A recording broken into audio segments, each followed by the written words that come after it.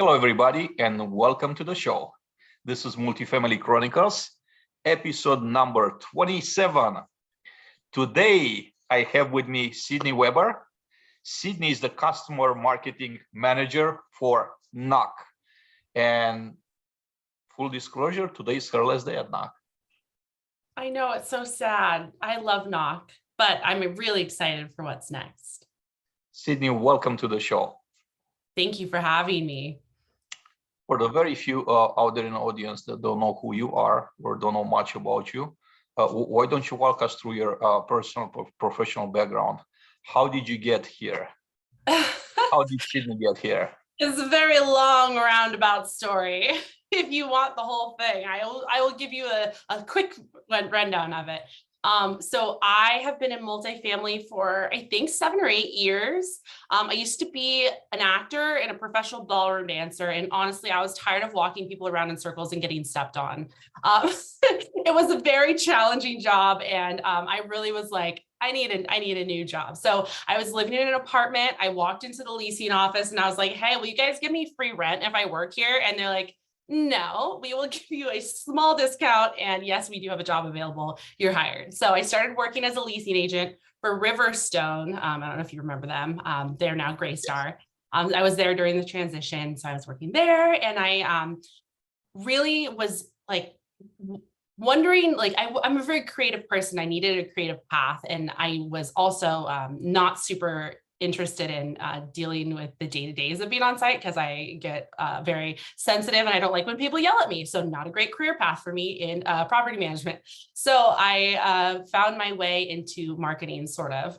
I started building relationship with our regional. He would come by the community and I would ask, are there marketing roles at Greystar? And there just weren't any at the time in my region. And also I was definitely not qualified.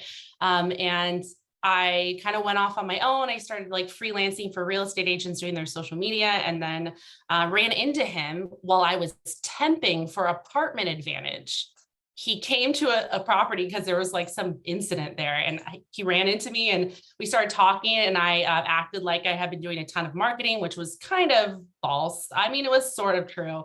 And I like sent him my portfolio. I was doing a blog with my friends and he had happened to have their first marketing hire at this company called Templeton. It was a marketing specialist, very entry level. They're like, we need someone to manage Craigslist posts and write blogs, which I was like, okay, I don't know if that's what you need, but here I am. I figured it out as I went and I ended up working at that company for 5 years, naming 4 buildings, doing a bunch of brand. I grew up in the company, like building a team and totally transforming my role and starting as a marketing specialist, becoming a director of brand marketing and doing some incredible stuff with hospitality and all their commercial real estate. And at that time, I was using an amazing tool that was like my life called Knock. And so I got really close with my Knock account executive, Alicia Anderson, which I'm sure you know, and then also my customer success manager, Kevin Larson. And they're just wonderful. And I could tell that it was a wonderful place to be. And so when I was looking to move on, I reached out to Alicia and it just happened to be that they were building out their marketing team at Knock. And so I definitely did not have any B2B SaaS experience in marketing, no B2B experience in general in marketing. And it was a huge learning curve. But the one thing that I had going for me, kind of like my North Star, is that I know the customer because I was one and I have all my friends in the industry that I know. And so I knew that if I kept myself as close as possible to our customers, I would at least have a direction there and be able to recalibrate if things weren't working or were working. So yeah, that's my story. Amazing journey. And you haven't even started yet. I know, I'm just getting started. You're just getting started now. So next, I want to talk to you. I want you to share with the audience a little bit about the Renters Obsessed. How did you come up with the idea of with the concept for the podcast, and how were you able to convince Knock that it's a good idea to associate their name with it? I do a podcast, obviously, but I don't. It never crossed my mind to actually like pitch my company to say, hey, this could be a great, maybe, beneficial to you as a business. You get more exposure. So I'm very interested about the story. Yeah. Gosh, I can't remember the genesis of the conversation, but I was with a couple of my coworkers, Meg, who's our content marketing manager at Knock. She's still there. She's the one that you see every week on Renter Obsessed. And Lindsay Schober, who's no longer with Knock, but we all were kind of like, we all wanted to do a podcast. We wanted to create content that was relevant for the industry. And they were writing lots of amazing blogs and ebooks and all this stuff. And it's just like, I'm a consumer of podcasts. I go to podcasts to learn. I honestly should probably read more books, but I'm just listening to podcasts all day long when I'm gardening, when I'm cleaning. I'm just such a podcast listener. And we all felt the same, and we wanted to differentiate ourselves in some way. And the original idea was we were going to have like one person from multifamily and one person from outside the industry and choose a topic and have them both talk on that same topic, which was a really cool idea to like cross-reference people's different perspectives. But it died pretty quickly when we realized we don't really know a lot of people from outside the industry. This is going to be hard to source guests every week. And so I'm a huge fan of, and I know like every single one in prop tech is probably hears this name all the time, but I'm a huge fan of Chris Walker. He is the founder and CEO of Refine Labs, and they're a demand gen agency, and they're growing into so much more. And he's had a weekly podcast for the last 2 years that I literally ripped off exactly. It's not a new idea. I ripped him off, and that is what I believe every marketing idea is. You just take someone else's idea, you recalibrate it so it fits what you're doing and run with it. So he hosts a weekly podcast. It actually just ended, and I was able to model my final episode after what he did on his final episode, but he had like 150, 200 people on every episode, and it was all B2B marketing, B2B SaaS marketing. So he talked about a lot of strategies, and podcasting is a really important strategy for his business. It drives, like 30% of their traffic to their business is through their podcast. I heard about you on the podcast. And so I definitely needed to find a way to add value to Knock into the marketing team in terms of driving awareness to the brand. But also, I really love the idea of the live podcast because there's nothing more valuable in business than having a real-time customer feedback loop. And so I could be creating content all day. I could be blogging, I could be, pre-recording podcasts, all that stuff. And I don't know how good it's hitting. Like I can look at our traffic numbers, but when you're in person, not in person, on a Zoom call and looking at people's faces and seeing the type of questions they ask, do they look bored? How do you really know how people are receiving your information? And if you're covering the right topics in the right way, unless you have that real-time feedback. And that having a live show gave me insights every single week. And we started as bi-weekly. And then I just felt like podcasts lost momentum every off week. And the only way to keep the momentum going was having it every single week. And in the beginning, I would lose sleep thinking like, no one's going to show up to these things. So then I started bringing in special guests every episode. So I guarantee there'd be like someone there, but I was totally wrong. People came back every single week. There are 4 people on the first episode that were also on the last episode. And I think that's just so beyond the Knock employees, just so special. And it grew into way more than what I could have ever imagined. Curious, how many live guests, people that were actually participating live on the first episode, do you remember? Oh gosh, it was actually a good group. It was like 7. I think it was about 7. And I definitely reached out individually to people beforehand, like Conchin and Katie. I had met both of them at AIM a month prior. And I asked them, if I did this, would you be interested in coming? And so I definitely had some people that were hand selected, like in my network, that ended up, and there were other people too that couldn't make it. But it wasn't like I just put out a thing and hoped people would show up. I definitely had run the idea by by our prospects, by our customers before doing it, to make sure you got to validate it with your customer base, I think many people are looking at, this number 7 and thinking, it's not a big deal. What we do, it's a niche industry. Mhm. It's a niche type of conversation. We're not, Howard Stern that appeals to, a 20 or 100 million people base. Yeah, there's a lot of individuals in our industry, but if we're really talking about strictly who consumes the consumers of the content, it's a fairly limited number of people, and there are several podcasts in this environment in multifamily.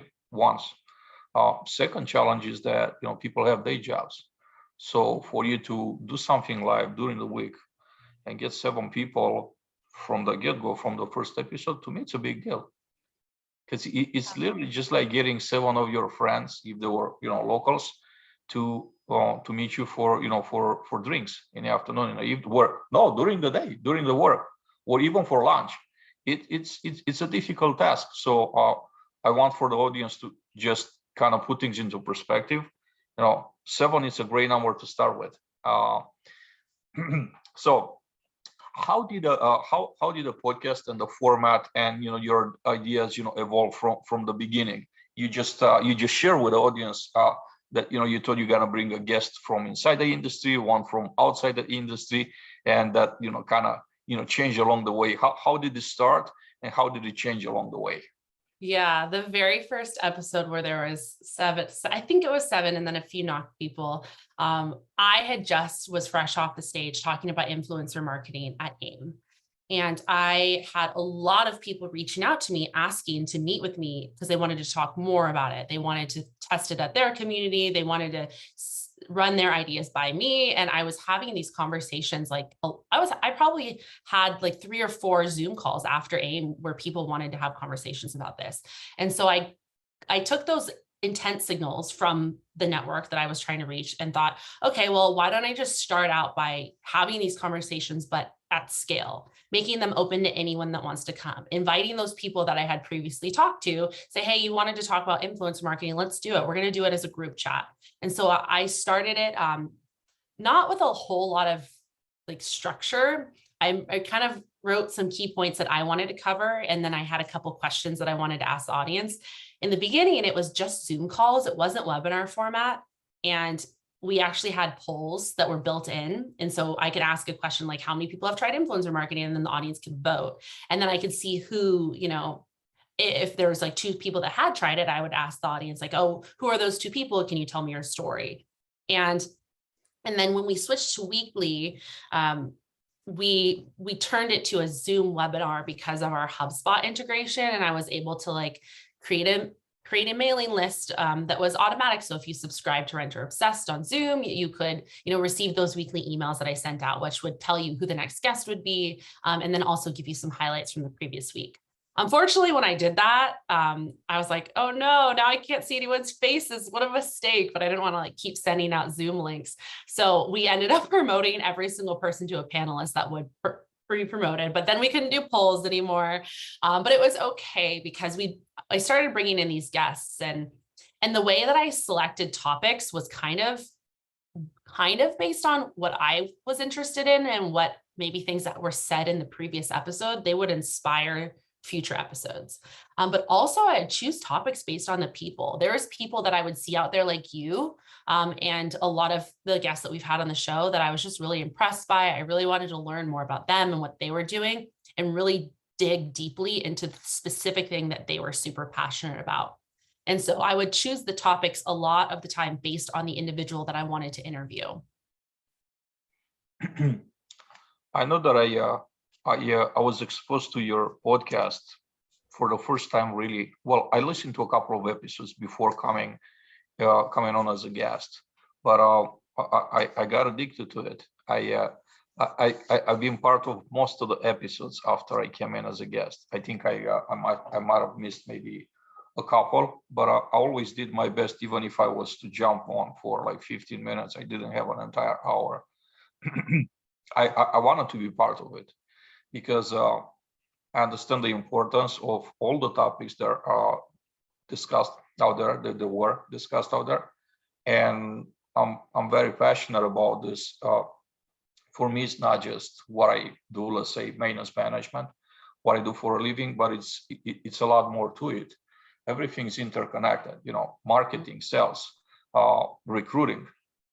I don't think that it's beneficial for anyone to look at our business with a silo mentality. I'm just gonna be inside my silo, do my own thing, and that's about it. That actually, limits our potential to grow. The more you know about the other sides of the business, the better actually you could sell yours, and you could sell yourself. You could become more valuable.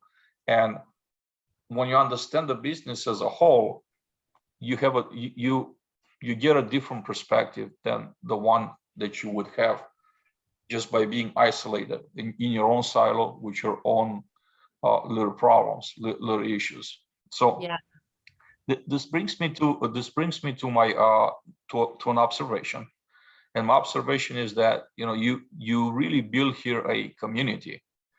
I'm not the only person. There were so many people that came back and came back for more because they're attracted by the type of conversations that you are driving, and then the guests and the environment. Now that you're living, Knock, obviously, what's going to happen with this community? Do you have a plan to continue this in a different way, shape, or form?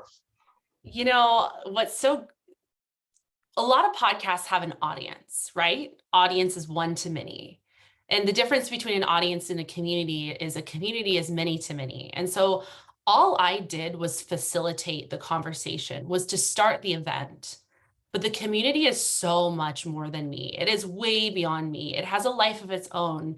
The people in the community are friends with each other. They meet with each other. I'm not there. They meet up at conferences and they travel around whether or not I'm there. And so the community is so much more than Renter Obsessed. Renter Obsessed was just one of the things that I did was I really set the tone for the community. And I think it attracted a certain type of person. Because I naturally question things and look at things slightly differently. And I'm also like, my brand is just radical transparency. I will say I have no filter. And I think that I approach the situation and the conversations in a more like inherently myself way. Like, I'm going to talk about it as a person, not as a professional. And I think it attracted a certain type of person who was also that way and was passionate about these things. And so because of that tone that was set, the certain type of people that came to the group, now they're friends with each other. They're connected with each other. They don't need me. They have each other. And I don't know what's going to happen with Renter Obsessed. We kept saying season one and that, and I don't know. I've put together some ideas that Knock could use to continue the podcast channel. But I truly believe that the people in that group, with them and the members will come together in another group, just like Renter Obsessed will spring up somewhere else. I don't know what it's going to be called. I don't know what it's going to be like, but there are tons of them all over the country. And I was part of one locally. We'd meet in Portland and get happy hour and talk about very similar things. I think the thing that was special about Renter Obsessed is that it allowed us to have the conversations that we were already having in person, online, and consistently. I think the thing that made Renter Obsessed so powerful is the consistency. And it's hard work to manage that. It's hard work to find a guest every week and to come up with questions and to advertise the episode and send an email out to everyone and create the social graphics and post about it and do all these things. Have a lineup for the next 2 months. Make sure the content's interesting and relevant and that people aren't getting bored of it. So it is a lot of work for one person to do. And so I don't know what the next version of it will look like, but I think the thing that really made it what it is consistency.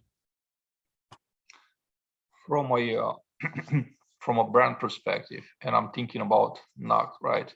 you created this, there was a lot of attention around it. You build a lot of attention.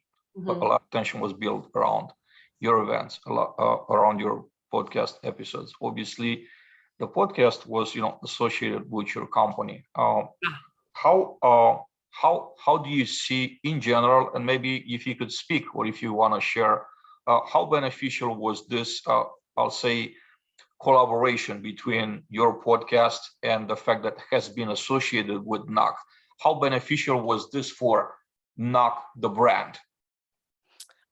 I personally think it was incredibly beneficial, and I've also heard a lot of qualitative feedback. I've had a lot of conversations with people that I didn't even know were listening to the show because they'd reach out because they listened to it on the podcast app. And it made a huge impact on the Knock brand. It made a huge impact on the Knock brand.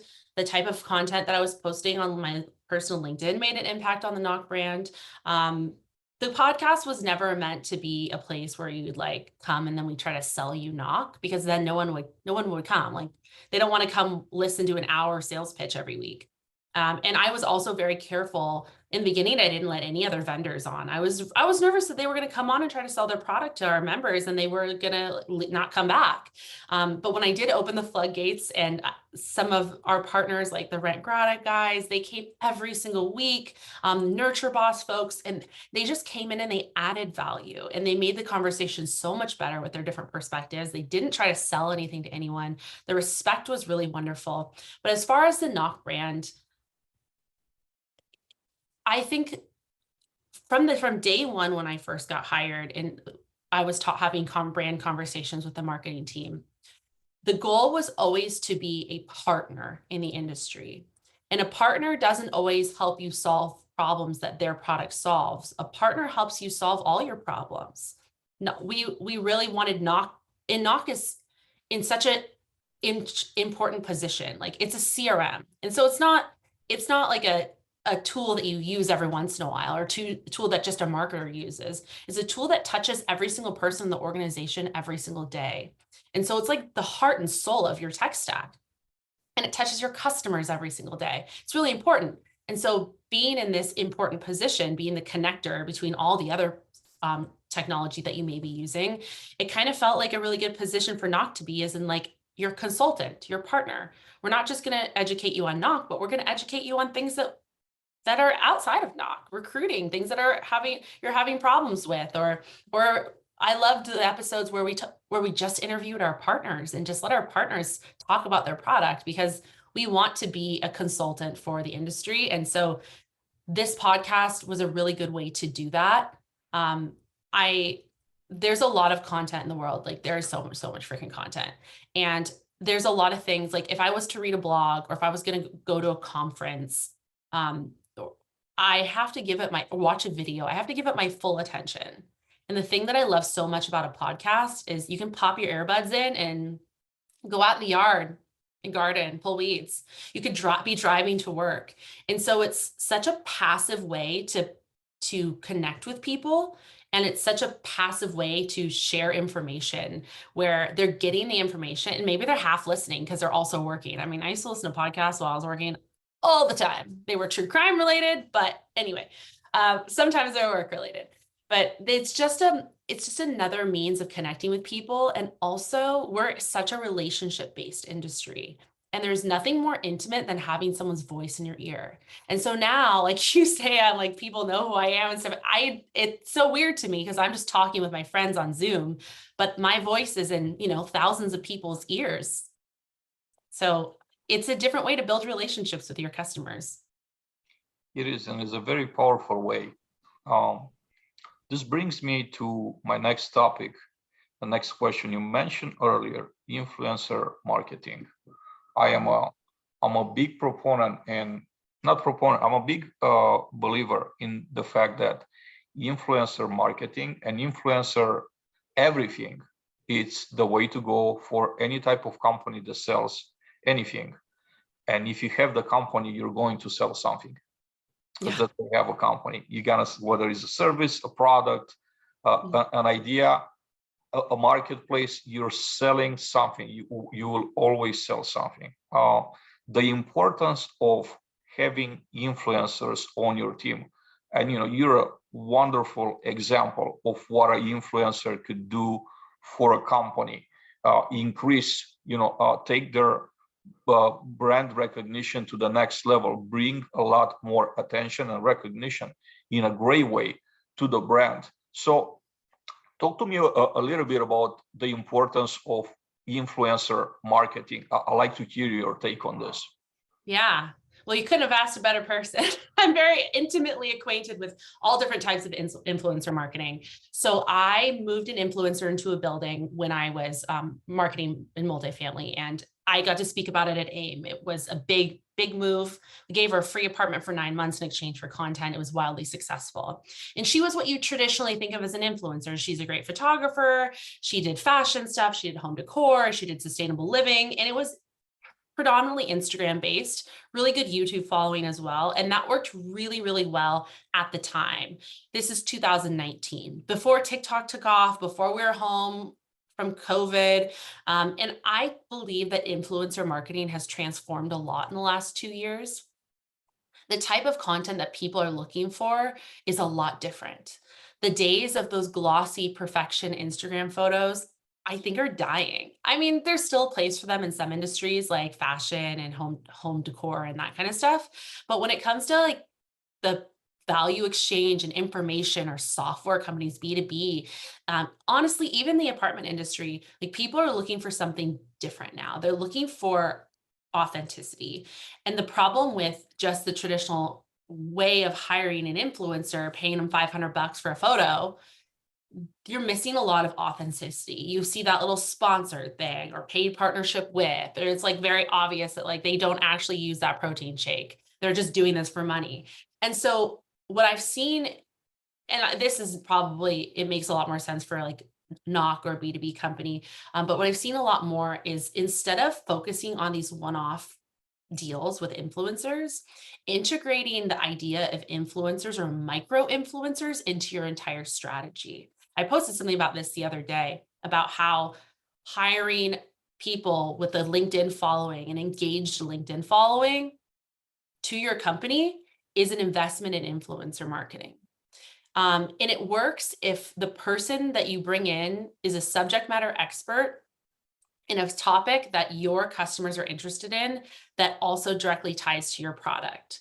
If I was a subject matter expert in interior design and I came in and was posting interior design stuff and working at Knock, it wouldn't have worked. It would have been like, okay, yeah, great. I like your interior design stuff. That has nothing to do with your company. And that's kind of an interesting thing that I need to figure out for my personal brand now. Like, what do I talk about? So I'm not going to be, I know you wanted to ask me this question. I'm moving to a company that's not actually in multifamily. And so now I'm not going to be posting about multifamily marketing. I'm probably going to be posting about marketing, advocating for yourself as a woman in tech and in your career. Those are the type of things that I'll be posting about. And those are the things that I'm really passionate about. But it truly is like, for example, we have a lot of tech companies have people assigned to do cold outreach, whether they're on the sales team or they're the business development representative or sales development representative. They reach out and like try to get people to have a demo with them. And I don't know about you, but I delete all those emails. I get a lot of those emails too, because I'm in marketing. There's a lot of softwares. I'm sure every business is like this, that out there, and they're trying to, get my business. And I don't have interest. They haven't created the demand for me. If the name of their product was literally something I was searching for right now, maybe the 1% chance that I'm actually in the market for your product, great.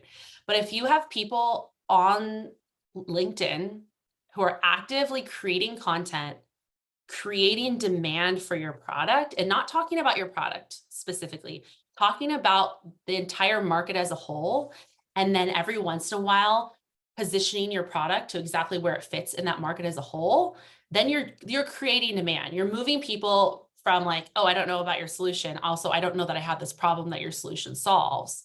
You're moving them down the funnel at scale.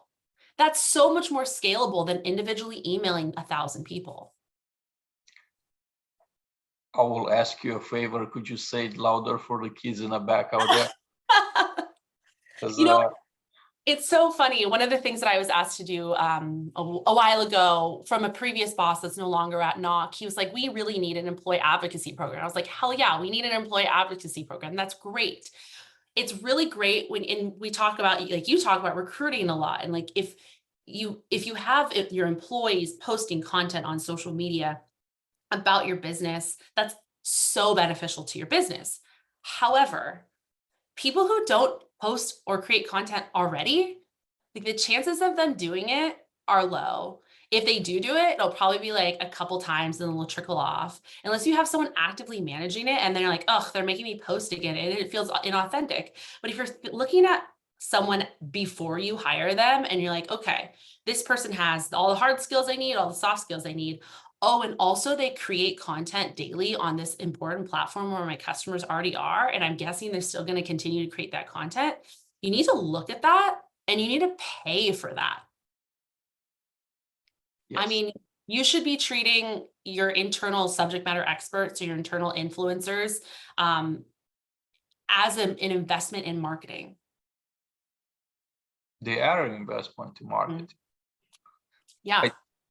I think the unfortunate situation, this could be we could overcome.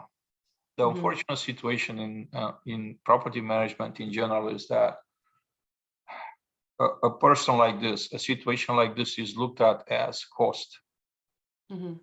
Employees are looked at as cost. How much is it gonna cost me? How much do I need to pay to have this personal stuff? And management and top management is looking at this as a cost, which is a very narrow approach. An employee could bring so much value into your organization. Look at their output and what type of value they're bringing to the organization. If you're just gonna worry about the salary and benefits that you're going to pay, I don't think that you're gonna get too far, too fast, or you're gonna be ahead of the game. You're always gonna be the type of company that will play and catch up, and the top the top runners are gonna understand, they're gonna embrace, they're gonna attract most of the talent, and then you will have to be left with whatever's left after the best talent goes to those top companies. I think one of the I won't want to say problem, but something that I've been seeing, and I'm going to speak specifically on B2B right now, not B2C, because I believe it's different in B2C. In B2B marketing, the way we measure marketing is inherently flawed. In B2C, it's different. In B2C, like if you're renting an apartment, it's very easy to track. Generally, a consumer finds something online in some space, they click through, to an action. It's very easy to measure that through attribution software, through your links, through your UTM codes, through your dynamic number insertion, all that. It's totally pie. It's easy. B2B is very challenging because B2B is a situation where there's a lot of different buyers, and there's, for one company, there is a lot of behind closed doors conversations. There's a lot of screenshots of something and sending it through Slack. There's a lot of things that are impossible to track through attribution software. So what happens is companies don't invest in them. They can't see the value in them because they're not trackable. And what marketing software companies have taught us in the B2B space is that if it doesn't show up in your tracking, then it didn't do it. Like, it doesn't exist. It doesn't matter.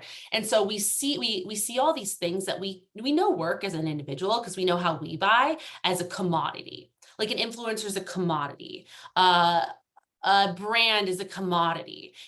Or social media, organic social content is commoditized because you're not seeing direct revenue tied to it via attribution software. And it's a huge gaping hole in all marketing, because if you don't see it, you don't invest in it, you don't do it well, and you're missing all this opportunity. Because I don't know about how you buy, but first of all, I don't download ebooks. I don't click to blogs. I don't click to websites. I consume all my content natively on social platforms. And if it doesn't educate me, entertain me, solve my problems right then and there, I'm over it. And then over time, the consistency of seeing the same company solve my problems, educate me, entertain me, that builds brand awareness. They're creating demand for me for their product. I'm going to go and buy it, but I'm going to show up as an organic website lead. I'm an organic website lead because I went to Google and I typed in the business's name. I went to their page. I scheduled the demo. And so all the work that that marketing person or that influencer has been doing of creating that content that got me from no awareness to demand creation to ready to be captured is never going to be tracked, and it never will be tracked. And security and privacy will just get tighter and tighter. We're losing cookies. Everything is getting tighter and tighter. And so when companies can realize that there's so much more behind the scenes that's happening, this conversation right now, if I talk about a product, it's not going to show up on attribution software. If we can start to reframe the way we look at marketing, then they'll create more space for these, and they'll no longer be commoditized as a nice to have. And the key to understanding what is working is truly just having conversations with your customers and letting them self-report their sources. Until that happens, until businesses start to really focus on that, we're still going to be doing the same motions.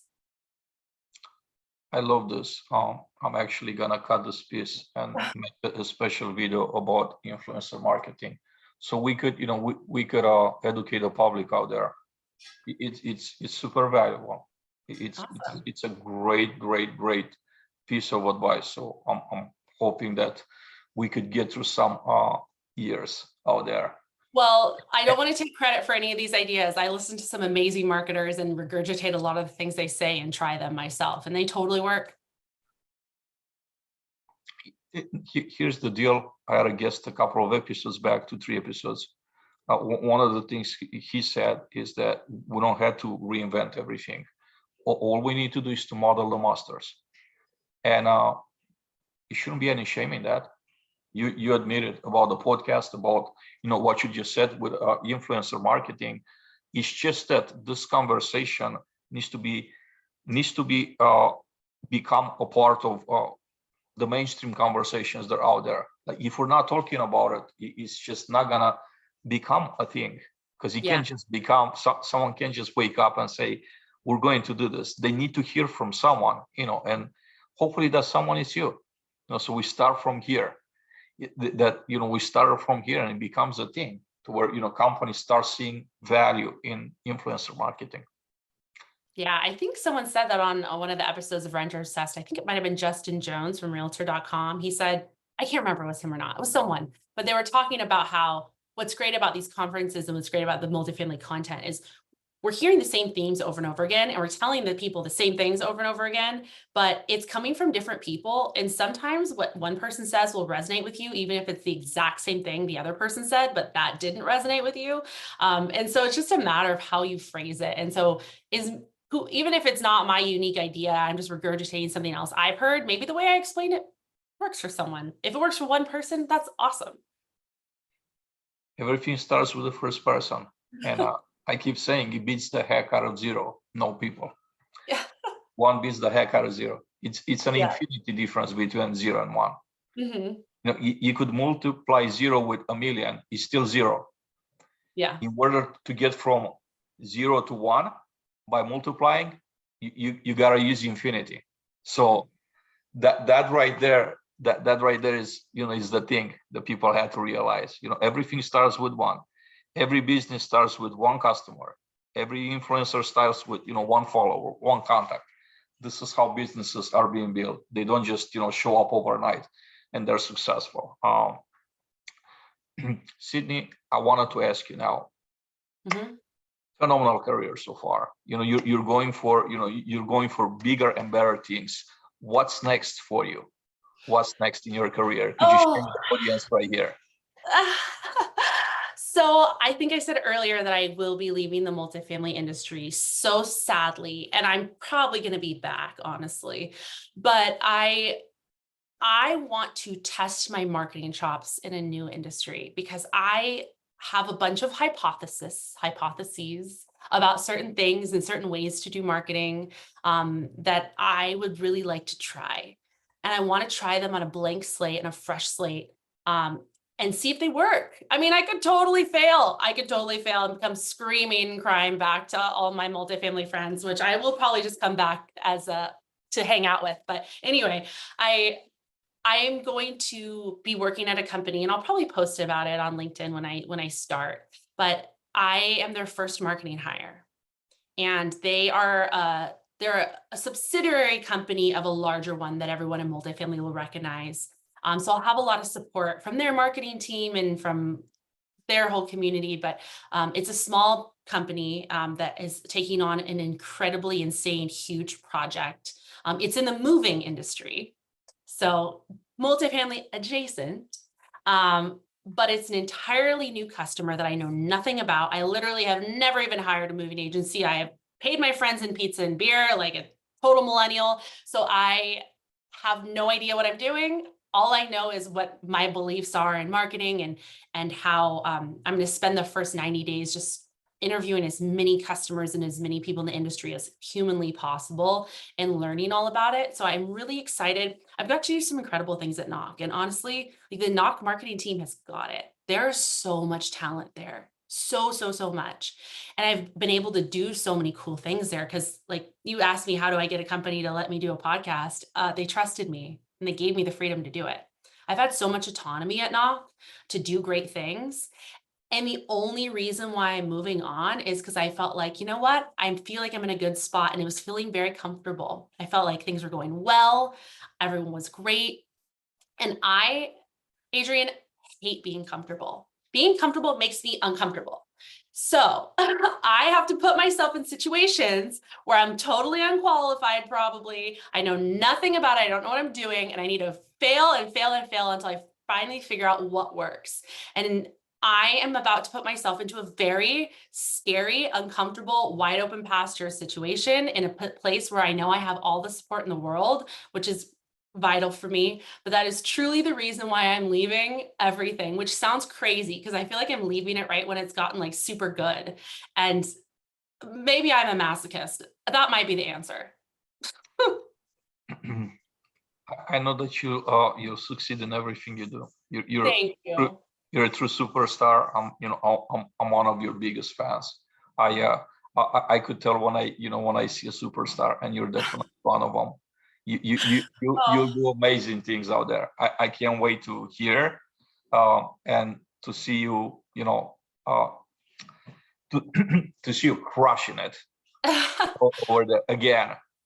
Well, one of the things that I really like doing is working in public. So if you follow me on LinkedIn, I am going to start from the very beginning of the story and tell you guys everything I'm working on and what's working and what's totally failing. And so you don't have to make those same mistakes that I do. And I'm really excited to share it with everyone because I feel like that's how I learn, is watching other people work in public. So if I can be a part of someone else learning, that's the best.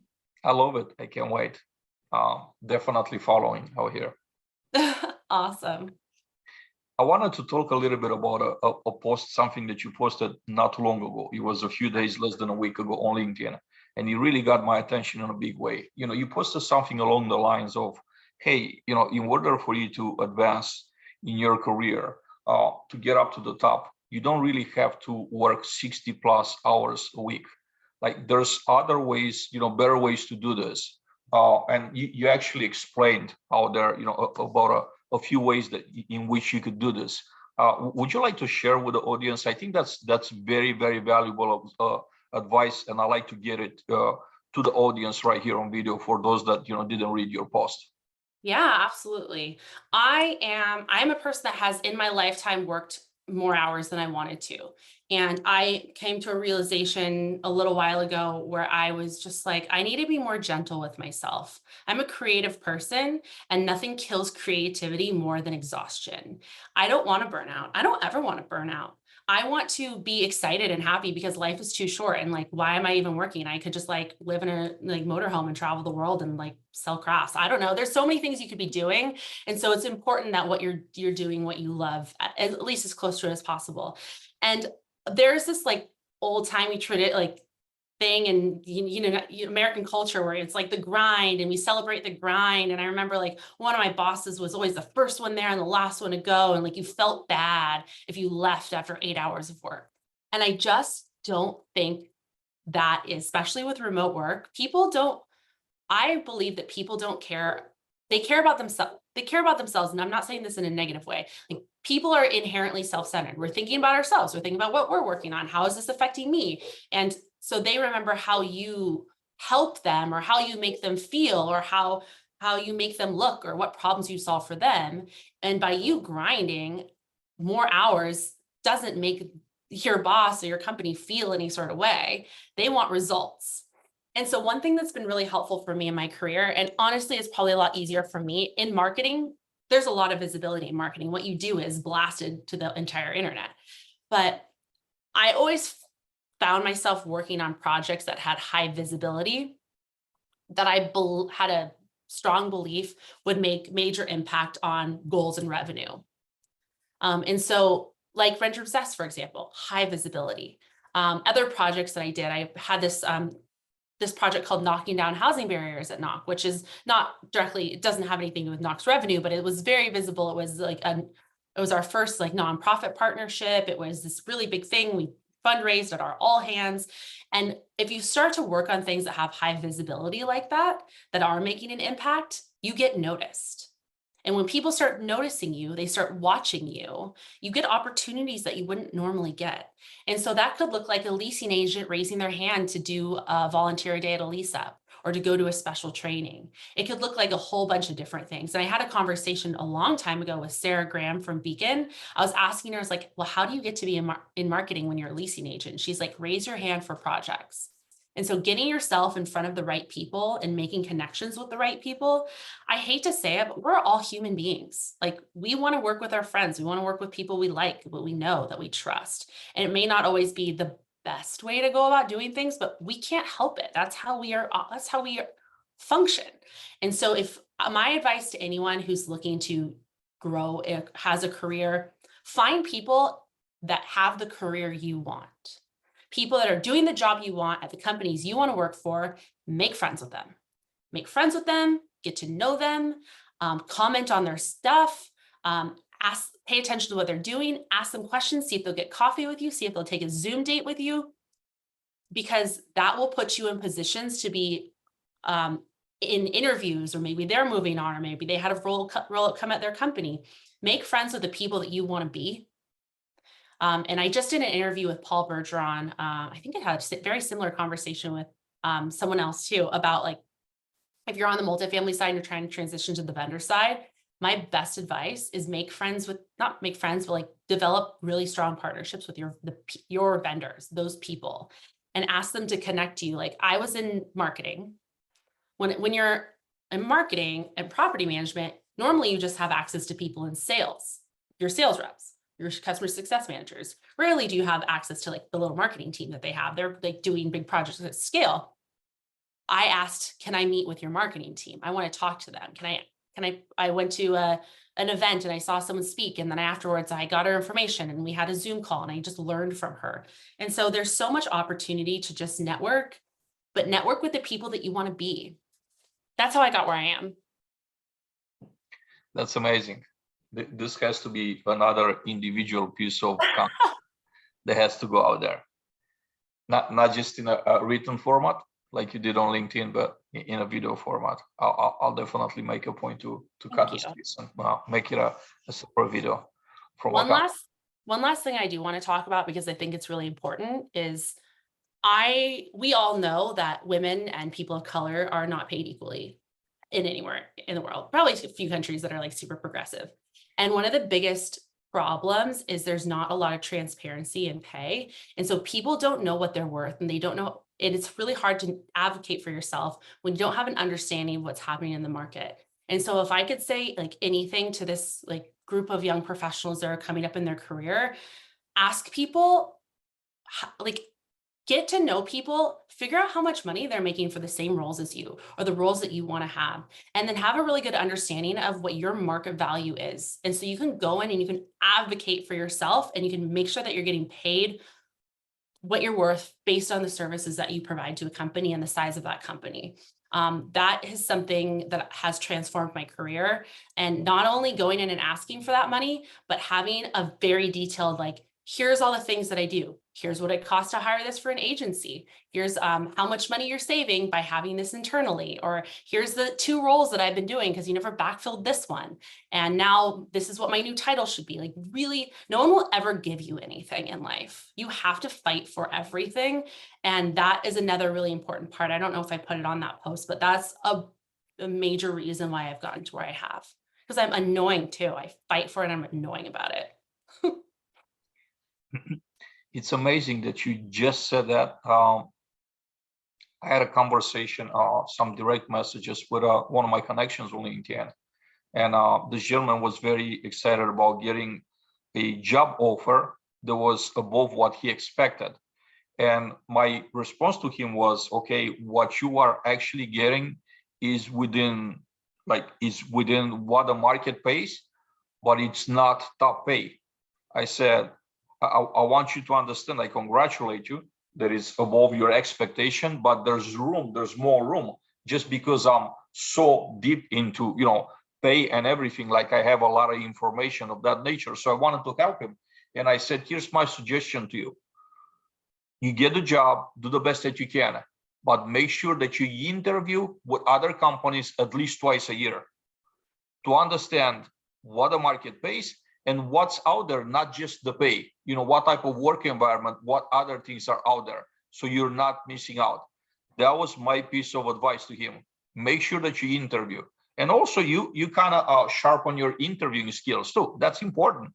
You could be a great professionals, but then if you don't know how to sell yourself, it's not very helpful. Other people that do know how to sell themselves, they don't have the skill set that you have, not nearly like you have, they might get better jobs and better pay than you do, just because they're better at selling themselves. Yeah. I think I've absolutely gotten jobs that there was probably other people that were more qualified for that could have had them. But, 15 years of auditioning sure helped out with interviews. Be overly confident. And especially as women, we're taught to don't sound self-centered. Don't talk about yourself all the time. Don't brag. And I had a conversation with a friend of mine. I was a ballroom dancer and she was a Pilates instructor, and we both weren't making crap. And we sat across from each other one time, and now she works in Silicon Valley and she makes buckets of money. And we said, we're going to start interviewing. We're going to start applying for jobs with the confidence of a man. We're going to go in just like that. We're not going to be worried about bragging. We're not going to be worried about coming across too strong. And that changed my life, because men get hired for their potential and women get hired for what they've already done. And I think there's probably a lot of other stuff in the world that's going on with that and bias from both parties, but women are also taught not to talk about what they could do in the future of they're taught to be modest. That is not the place to be modest, is a job interview or a resume. One of the best pieces of advice that I ever read was, don't ever take advice for someone that never has been where you want to go. That's great and advice. This goes for male or female. It goes across race, gender, everything. Do not ever take advice or take someone's opinion serious, someone that has never been where you want to get. Never. How are they qualified to give you advice if they have no idea what it's like to be out there? I totally agree.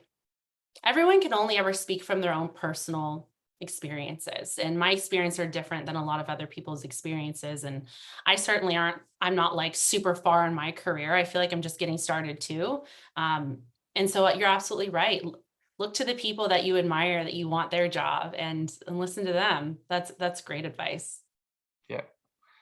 Sydney, I so much love our conversation. I'd like to have you back here in a few months, once you start the new gig, to tell me what it's like. I do. I'm coming after you. Down. I live on LinkedIn. Yeah. Come find me. Yes. So do I. So unfortunately, due to time restraints, we're gonna have to wrap up the conversation. This conversation, hopefully there'll be another one soon down the road in a few months. I wanted to give you the opportunity to maybe say something that you didn't have the chance to say, maybe answer a question that I didn't ask, I didn't have the chance, or I didn't know to ask. Something in closing, what would you like to share with the audience? Oh gosh. I want to share how grateful I am to the multifamily industry for giving me such an incredible career. I think people probably know this, but I don't even have I don't have a bachelor's degree. And I was really afraid going into my future, like wondering what that would look like for me. And I have been able to do things in my career and have opportunities because of multifamily that I don't know that any other industry would have been able to give me. And it is truly a group of some of the best people in the world. And I have loved the connections I've made with the people in this industry, and I will be around and back, I'm sure. And I just want to say thank you too. I'm really glad that I met you, Adrian. I've been following you for a long time. I was so excited when you said yes to being on Renter Obsessed. I thought that was such a good get. And it's really been wonderful having you as part of the conversation, bringing such a unique perspective. And I'm excited for more of these. It's not the end. It's just moving on to the next chapter, trying new things, making ourselves uncomfortable. Definitely looking forward for 2.0 of this conversation, of the next thing, the next best thing for us. I like to be in touch. I like to hear from you, and I'll be following and watching you in your new gig, and I know you're gonna be up for great things. Thank you very much. Thank you for being here. Thank you for being part of this program. Again, I hope to follow back up in a few months and continue this conversation. There's way many more topics that I wanted to touch on. Unfortunately, we ran out of time. So that's what happened when you have too much fun. Absolutely. Thank you so much for having me. And thank you to everyone who's listening in podcast land for listening to me talk for an hour. I appreciate you. Hopefully I can listen to you sometime too. Everybody, thank you very much for watching, for taking the time to watch this great conversation and the great guest we had today. This is Adrian Danila, Multifamily Chronicles, and this is episode number 27. I hope to see you back here soon. Thank you again.